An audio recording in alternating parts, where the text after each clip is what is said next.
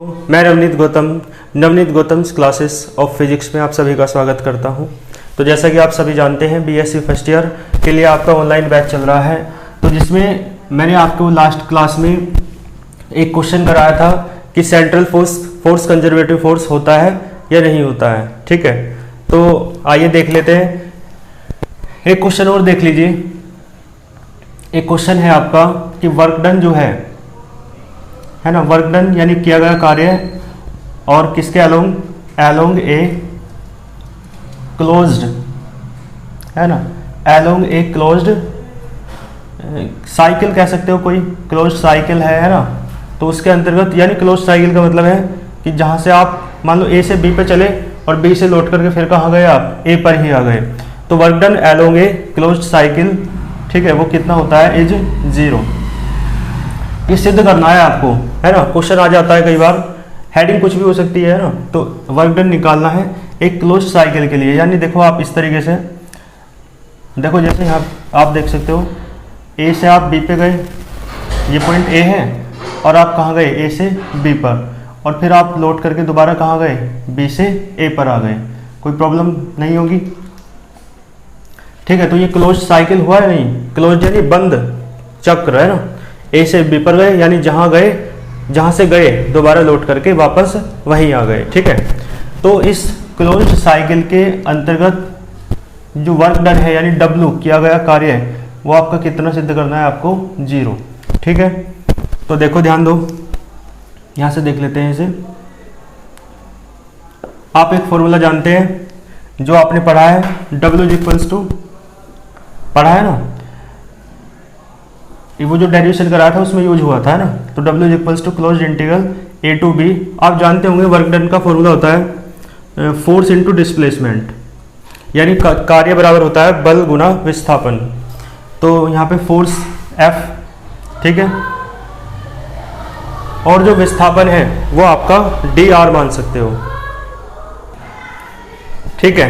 तो आप जानते हैं वर्क डन क्या होता है, फोर्स इनटू डिस्प्लेसमेंट। तो देखो यहाँ पे work done is equals to क्या हो जाएगा, फोर्स इनटू डिस्प्लेसमेंट, लेकिन वेक्टर फॉर्म लिखेंगे, है ना, क्योंकि यहाँ भी क्या होता है, वेक्टर फॉर्म होती है, आपको पता है, बीच में डॉट रहता है।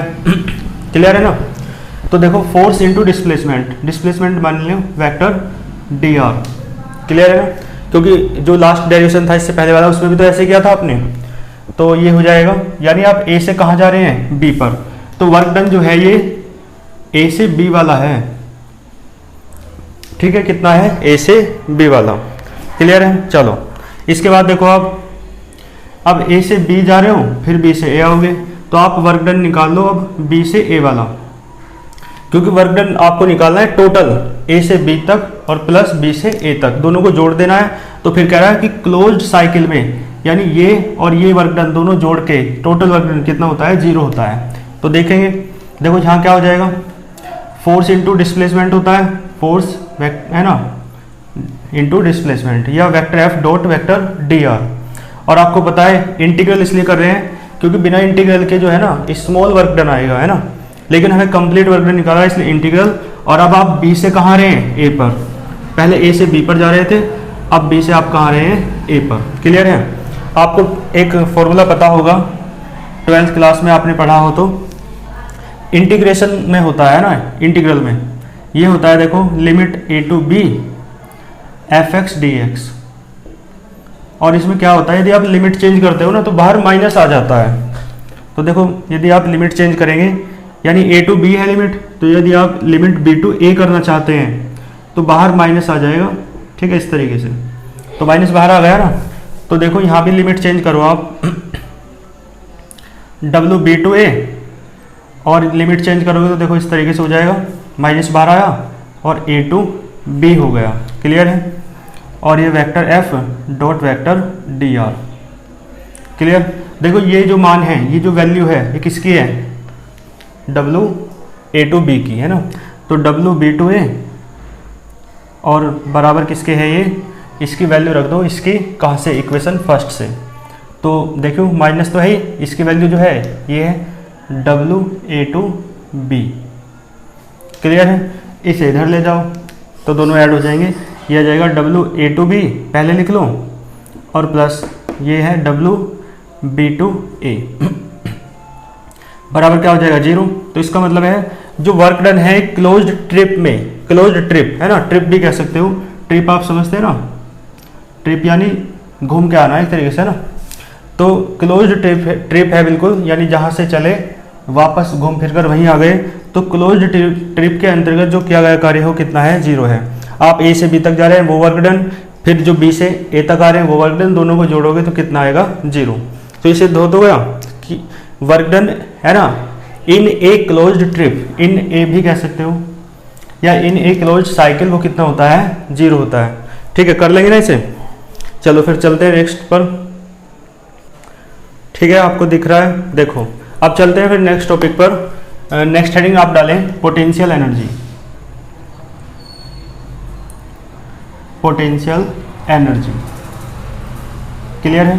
इसे बोलते हैं हिंदी में स्थितिज ऊर्जा, और स्थितिज ऊर्जा क्या होती है आप जानते होंगे, यानी पोटेंशियल एनर्जी क्या होती है। ठीक है, तो देखो ध्यान दे रहा हूँ, किसी वस्तु की स्थिति होती है कोई, है ना, तो किसी वस्तु में उसकी स्थिति के कारण उसकी जो ऊर्जा होती है उसे आप स्थितिज ऊर्जा कहते हैं। तो यानी द एनर्जी, कौन सी एनर्जी, जो उसकी पोजीशन के कारण है, क्लियर है। और एनर्जी क्या होती है, यानी कार्य करने की क्षमता। ऊर्जा क्या होती है, कार्य करने की क्षमता, यानी the capability to do the work. ठीक है, जैसे आप देखो, मान लो कोई वस्तु हथौड़ा है, मान लो ना, ऐसे रखा है कहीं ऊंचाई पे, तो यदि वो गिरेगा तो नीचे क्या होगा, कोई वस्तु रखी होगी तो टूट जाएगी। तो इसका मतलब कार्य हो रहा है ना, चाहे विनाश का कार्य हो रहा है भले ही, लेकिन कार्य तो हो रहा है ना, वर्क तो हो रहा है। तो वो क्यों हुआ वर्क, क्योंकि हथौड़ा ऊंचाई पर रखा था। ठीक है, तो इसका मतलब है किसके कारण हुआ, कार्य करने की जो क्षमता है, वो कैपेबिलिटी वर्क करने की कहाँ से आई, उसकी स्थिति के कारण, पोजीशन के कारण, कि वो ऊंचाई पर रखा था। यदि वो नीचे रखा होता तो फिर है ना होता, है ना, ऐसा वर्क है ना कि वो वस्तु टूट गई है। तो कहने का मतलब ये है किसी वस्तु की उसकी स्थिति के कारण, पोजीशन के कारण जो कार्य करने की क्षमता होती है, कैपेबिलिटी होती है टू डू द वर्क, उसे ही आप क्या कहते हैं, पोटेंशियल एनर्जी कहते हैं, स्थितिज ऊर्जा कहते हैं। क्लियर है। तो देखो इसकी डेफिनेशन इस प्रकार से दी जा सकती है, यानी कार्य करने की क्षमता, तो द कैपेबिलिटी है ना, कैपेबिलिटी होती है कार्य करने की क्षमता। तो the capability of doing work, या कह सकते हो to do the work, do मानी करना है ना, ऑफ डूइंग द वर्क, कार्य करने की क्षमता, और किसकी, ऑफ एनी बॉडी, किसी वस्तु की। क्लियर है, the capability of doing the work of any body. Clear है, और क्यों, उसकी स्थिति के कारण। भाई कार्य करने की क्षमता, कैपेबिलिटी कहाँ से आई, उसकी स्थिति के कारण, तो ड्यू टू इट्स पोजीशन, उसकी पोजीशन कह दो, है ना, या आप स्टेट कह सकते हो, अवस्था है ना, उसकी स्थिति के कारण, अवस्था के कारण, है ना। तो इसे ही आप क्या कहते हैं, लिख देंगे आप, is known as potential energy. और आप जानते हैं, लिख देंगे नेक्स्ट लाइन से, it is denoted by capital U, potential energy को कैपिटल यू से डिनोट किया जाता है। ठीक है, चलो तो देखो ऐसा मान के चलेंगे, इसका डेरिवेशन करेंगे, ऐसा मान के चलो।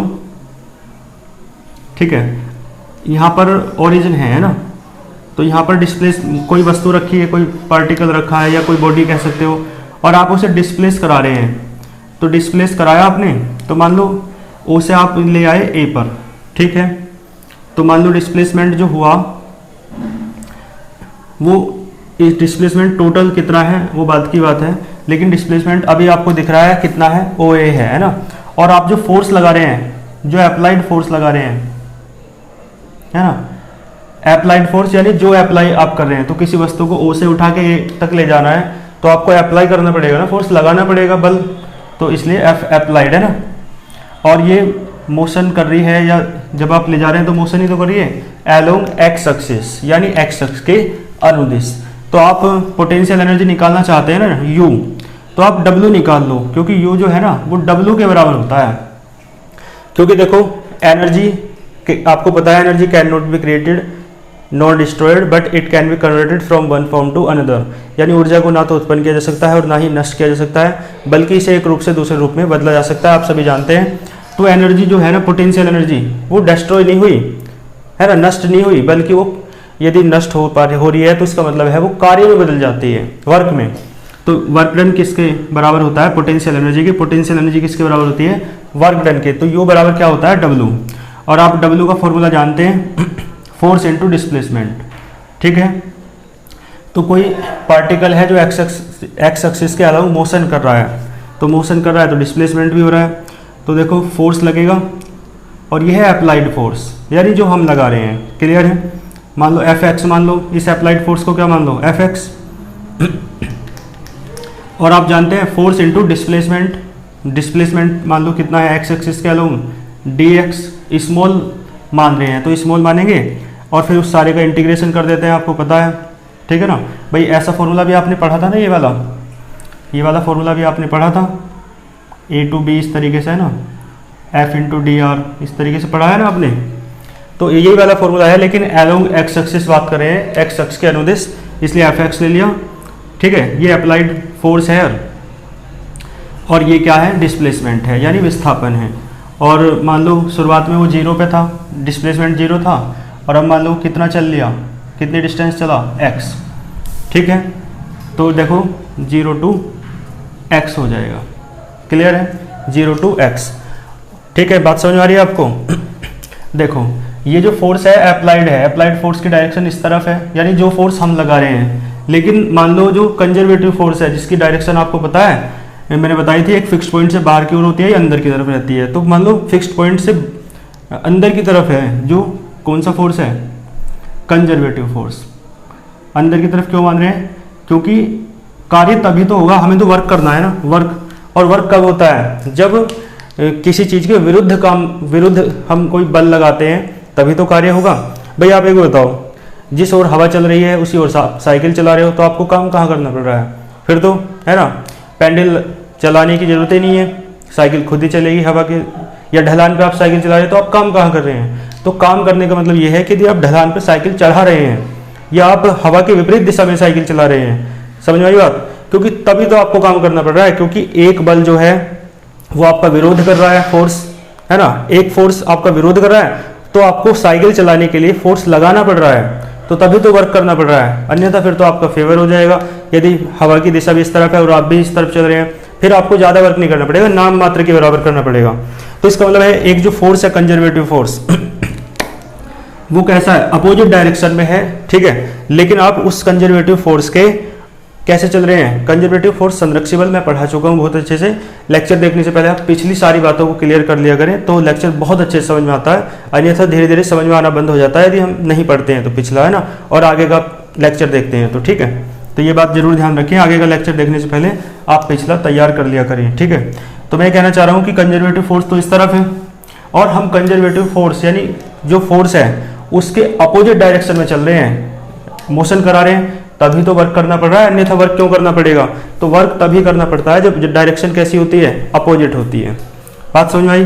तो देखो एफ अप्लाइड जो है इस तरफ है और जो कंजर्वेटिव फोर्स है इस तरफ है, तो यहाँ से एक बात है कि एफ अप्लाइड जो है, जिसे आप एफ एक्स मान रहे हो, है ना, इसे एफ एक्स माना है ना यहाँ पे, ये किसके बराबर है, मैग्नीट्यूड में तो एफ के बराबर है, लेकिन डायरेक्शन अपोजिट है, तो क्या आएगा, माइनस। क्लियर है। तो एफ एक्स का मान रख दो, जो कि क्या है, एफ एक्स का मान क्या है आपका, माइनस एफ। क्लियर है, ये माइनस है, माइनस एफ। तो देखो यू की वैल्यू हो जाएगी 0 to x, माइनस बाहर आ जाएगा, एफ एक्स की value f into D x. अब देखो क्या करेंगे, दोनों तरफ का डिफ्रेंसिएशन कर दो, है ना। डिफ्रेंसिएशन आपने क्या है, अवकलन करने पर दोनों ओर का ना, differentiation with respect to x, x के सापेक्ष अवकलन करने पर, तो कर दो दोनों तरफ। तो यहाँ क्या जाएगा, du अपॉन डी एक्स। और आपको पता होना चाहिए डिफरेंशियल और इंटीग्रल दोनों एक दूसरे के अपोजिट होते हैं, तो दोनों एक दूसरे को काट देंगे। तो यहाँ हम अवकलन कर रहे हैं, समाकलन पहले से है, यानी डिफरेंशियल कर रहे हैं, इंटीग्रल पहले से है, तो कैंसिल हो जाएगा, तो f बचेगा। और जब इंटीग्रल खत्म तो ये dx भी खत्म, क्योंकि ये बताता है कि आप किसके रेस्पेक्ट में कर रहे हैं, है ना, इंटीग्रल। तो यहाँ से f बचेगा और माइनस तो है ही, तो इसका मतलब है यहाँ से एक फॉर्मूला आपका निकल के आया, f बराबर माइनस के du अपॉन dx। ठीक है, F क्या है आपका, कंजर्वेटिव फोर्स, जैसे कि मैंने आपको बताया F क्या है, कंजर्वेटिव फोर्स। ठीक है, और जो एफ एक्स है या एफ अप्लाइड है वो क्या है आपका, अप्लाइड फोर्स है। ठीक है, यानी लगा हुआ बल है ना, जो आप लगा रहे हैं। और डी यू आप समझ रहे हैं, यू क्या है, पोटेंशियल एनर्जी है यानी स्थितिज ऊर्जा है, और डी एक्स क्या है, एक्स अक्ष के अनुदिश विस्थापन है यानी डिस्प्लेसमेंट अलोंग एक्स एक्सिस। तो यहाँ तक समझ में आया आपको फॉर्मूला। तो आपके देखो एक तो फॉर्मूला आपका ये है, ठीक है, और एक फॉर्मूला ये है आपका। तो दोनों फॉर्मूले मैंने आपको करा दिए हैं। पोटेंशियल एनर्जी का फॉर्मूला आपको करना था, तो पोटेंशियल एनर्जी का फॉर्मूला ये भी है, और ये पोटेंशियल एनर्जी और कंजर्वेटिव फोर्स में रिलेशन का फॉर्मूला है, ठीक है। चलो यहाँ तक नोट कीजिए, फिर आगे चलते हैं, ठीक है। तो जैसा कि आप सभी देख सकते हैं, अब हमें एक प्रूफ करना है, टू प्रूव दैट यानी सिद्ध करना है F इज इक्वल्स टू क्या होता है, minus of gradient U। Clear है। चलो तो इसे हमें सिद्ध करना है, आइए देख लेते हैं क्या होता है। ये दिख रहा है आपको, क्लियर। चलो तो ये एक डेरिवेशन है, इसे हमें सिद्ध करना है। इसका सॉल्यूशन देख लेते हैं ना।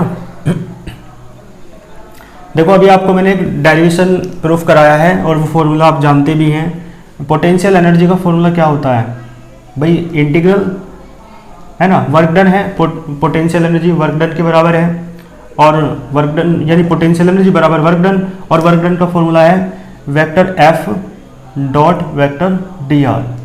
क्लियर है। और मान लो आप लिमिट कहाँ से कहाँ तक ले रहे हैं, 0 to r।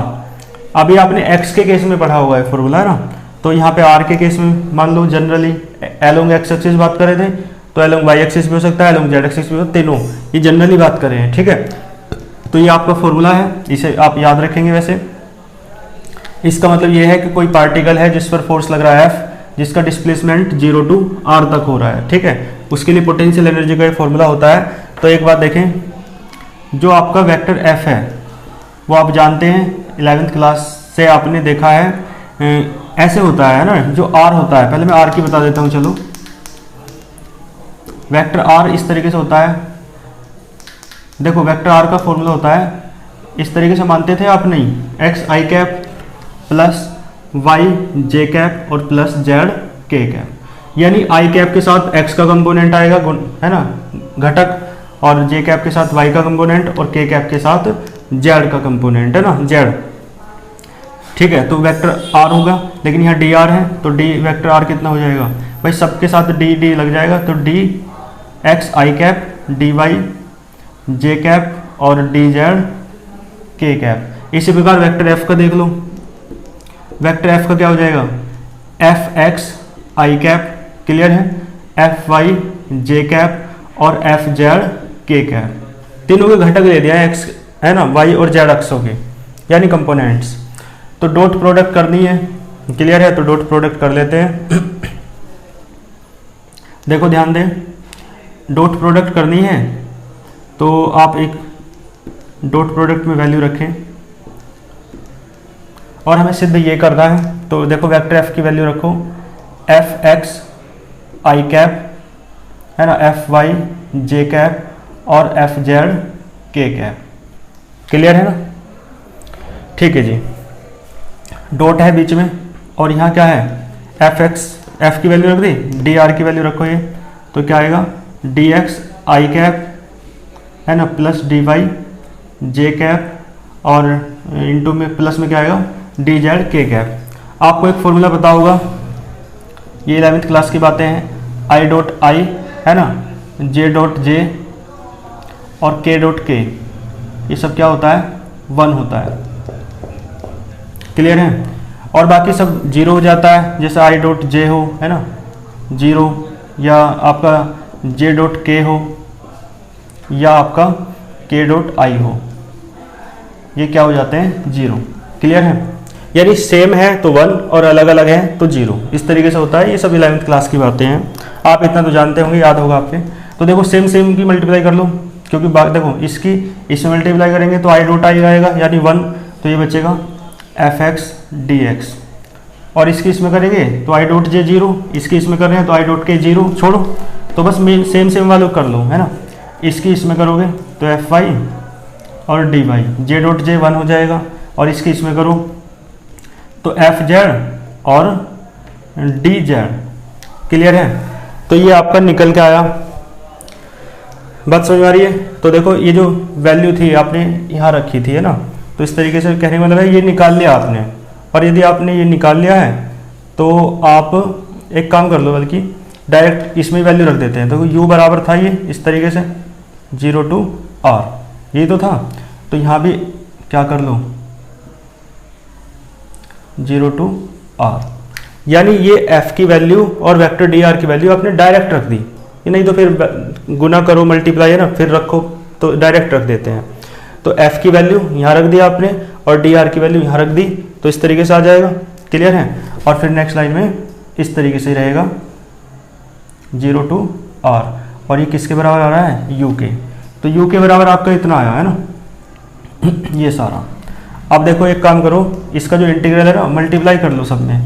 तो u बराबर देखो इसमें x के कंपोनेंट में मल्टीप्लाई करोगे तो ये हो जाएगा 0 to x, क्योंकि x r जो है ना वो कॉमन है, कॉमन यानी सबके लिए। r यदि x एक्सिस के अलोंग बात करेंगे तो x आ जाएगा, y एक्सिस के अलोंग बात करेंगे तो r की जगह y आ जाएगा, और z एक्सिस के अलोंग बात करेंगे तो r की जगह z आ जाएगा। ठीक है, x एक्सिस के अलोंग कर लिया, इसकी इसमें मल्टीप्लाई करो इंटीग्रल की, तो 0 to y हो जाएगा fy और इंटू में dy। और देखो यहाँ क्या जाएगा 0 to z fz into dz। बात क्लियर है। अब देखो दोनों तरफ क्या करना है, दोनों तरफ का वो कर दो, क्या बोलते हैं उसे, डिफरेंशियल। तो डिफरेंशियल भी कौन से वाला, पार्शियल डिफरेंशियल। तो मैं लिख देता हूँ डिफरेंशियल पार्शियली। पार्शियल डिफरेंशियल जानते हो आप लोग, 12th में पढ़ लिया होगा आपने डिफरेंशियल पार्शियली। और विद रेस्पेक्ट टू, देखो पहले x के रेस्पेक्ट में करेंगे, फिर y के और फिर z के रेस्पेक्टिवली। यानी पहले x के रेस्पेक्ट में पार्शियल डिफरेंशियल करना है, फिर y के रेस्पेक्ट में क्या बोला है, रेस्पेक्टिवली, ई आएगा है ना। तो पहले x के रेस्पेक्ट में पार्शियल डिफरेंशियल करो, फिर y के और फिर z के। तो मान लो देखो पार्शियल डिफरेंशियल को आपको पता है u का करना है, तो क्या आएगा del u over del x। भाई सिंपल डिफरेंशियल में तो d आता है और पार्शियल डिफरेंशियल में क्या आता है, डेल आता है। ठीक है, बात समझ में आ रही है आपको। पार्शियल डिफरेंशियल में क्या आता है, डेल आता है। चलो तो देखो डेल आ जाएगा, x के रेस्पेक्ट में कर रहे हैं। तो आपको एक बात और पता होगी, पार्शियल डिफरेंशियल जिसके रेस्पेक्ट में करते हैं केवल उसी का होता है, बाकी सब कांस्टेंट रहते हैं, और कांस्टेंट का डिफरेंशियल क्या हो जाता है, 0 हो जाता है। ठीक है, तो देखो y इसका और इसका ये कांस्टेंट है, क्योंकि x के रेस्पेक्ट में कर रहे हैं, तो इसका भी 0 इसका भी 0, तो सिर्फ ये बचेगा। और इंटीग्रल है यहाँ, डिफरेंशियल कर रहे हैं तो डिफरेंशियल और इंटीग्रल खत्म हो जाते हैं, है ना, एक दूसरे के अपोजिट होते हैं। ठीक है ना। और हाँ एक चीज़ हो रह गई, यहाँ पे फॉर्मूले में माइनस होता है, माइनस था ना अभी लिखवाया था, देखो इससे पहले डेरिवेशन में। तो यहाँ पे क्या आएगा माइनस, माइनस छूट रहा है हमारा, यहाँ पे माइनस और यहाँ पे माइनस। तो देखो यहाँ तीनों जगह माइनस है, तो एक काम कर लो, इसका जो माइनस है ना वो एक बड़े ब्रैकेट के बाहर ले लो।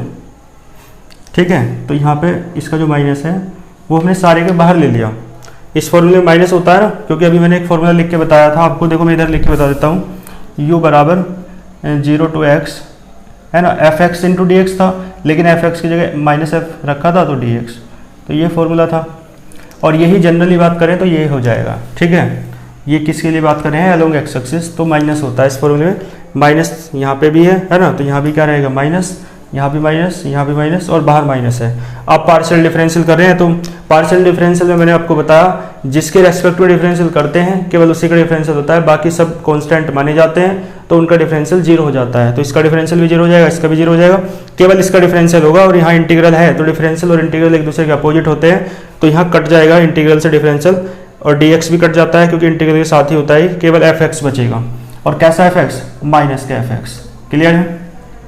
इसी प्रकार देखो जब y के रेस्पेक्ट में करोगे तो क्या आएगा, del y over del y नहीं, ऊपर तो u है ना, चलो मैं दोबारा लिख देता हूँ, क्या आएगा डेल u, और y के रेस्पेक्ट में करें तो del y over del y। देखो ये कांस्टेंट हो जाएगा, ये भी कांस्टेंट हो जाएगा, जिसका करते हैं केवल वही रहेगा, और fy बचेगा केवल उसी की तरह, तो माइनस के fy, माइनस तो बाहर है ही। और इसी प्रकार बताओ del u over del z क्या बचेगा, माइनस के fz।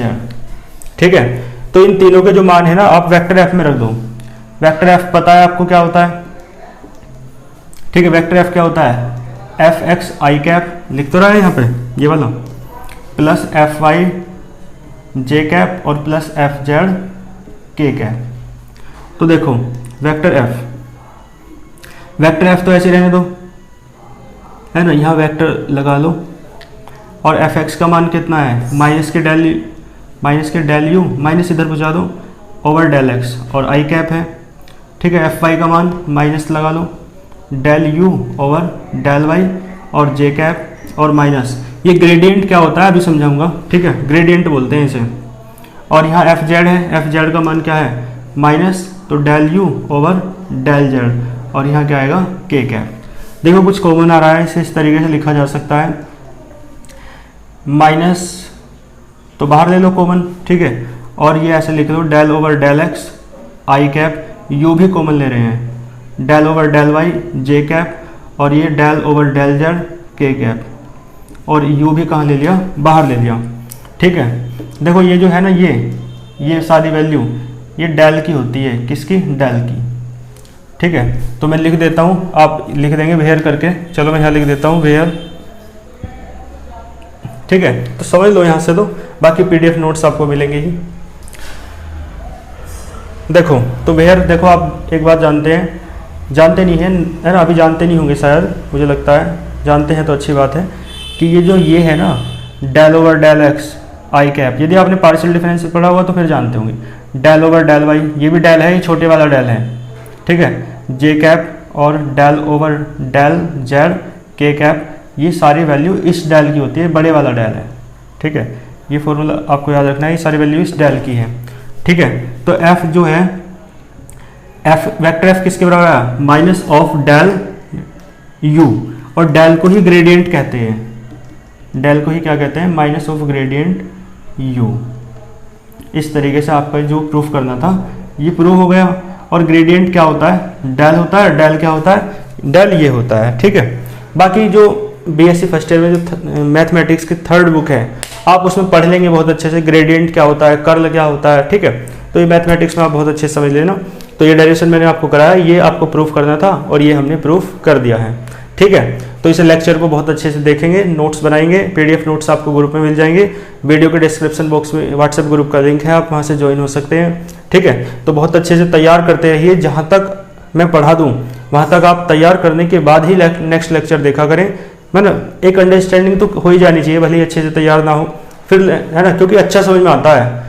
और यदि पहली चीज़ें तैयार नहीं है तो फिर धीरे धीरे, है ना, पिछली चीज़ें लिंक नहीं हो पाती तो समझ नहीं आ पाता अच्छे से, ठीक है। तो आप बिल्कुल पढ़े करें अच्छे से, नोट्स बनाते चलें साथ में, और बहुत अच्छे से तैयार करते चलें चीज़ों को। मिलते हैं फिर नेक्स्ट वीडियो में, आप अपना ध्यान रखिए, पढ़िए अच्छे से। All the very best.